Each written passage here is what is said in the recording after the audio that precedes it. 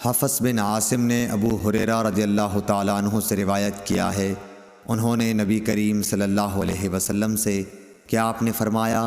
کہ 7 طرح کے آدمی ہوں گے جن کو خدا اس دن اپنے سائے میں جگہ دے گا جس دن اس کے سائے کے سوا اور کوئی سایہ نہ ہوگا۔ اول انصاف کرنے والا بادشاہ، دوسرے وہ نوجوان جو اپنے رب کی عبادت میں جوانی کی امنگ سے مصروف رہا، تیسرا ایسا شخص جس کا دل ہر وقت مسجد میں لگا رہتا ہے، چوتھے 2 ایسے شخص جو اللہ کے لیے باہم محبت رکھتے ہیں اور ان کے ملنے اور جدا ہونے کی بنیاد یہی للہ المحبت ہے،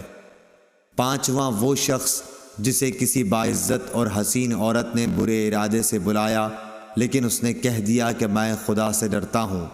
6واں وہ شخص جس نے صدقہ کیا مگر اتنے پوشیدہ طور پر کہ بائیں ہاتھ کو بھی خبر نہیں ہوئی کہ داہنے ہاتھ نے کیا خرچ کیا،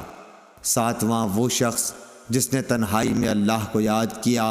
اور بے ساختہ آنکھوں سے آنسو جاری ہو گئے۔